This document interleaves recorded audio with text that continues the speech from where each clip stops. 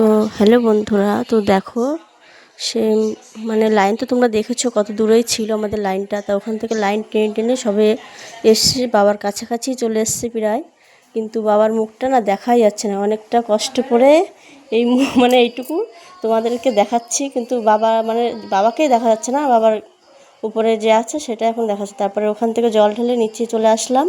এখানে এসে এখানেও আছে ষাটটার আছে, ওদেরকে জল দিয়েছি, এখানে পুজো দিয়েছি, দিয়ে পুজো টুজো দিয়ে তারপরে এখান থেকে তোমাদেরকে তো দেখিয়েছি লাইনটা কতটা দূর ছিল। ওখান থেকে পুজো দিয়ে নিচে নামছি, নিচের দিকে আসছিলাম।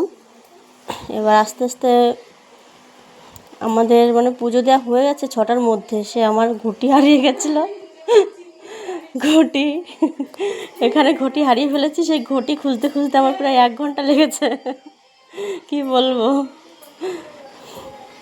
তো বন্ধুরা দেখো, এই যে আবার ঘটি খুঁজতে বেরিয়েছি, ঘটি আর খুঁজে পাচ্ছি না আমি।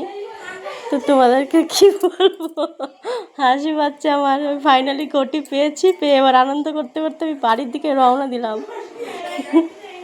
এই যে আমাদের কলোনি বাজার চলে এসেছি প্রায়।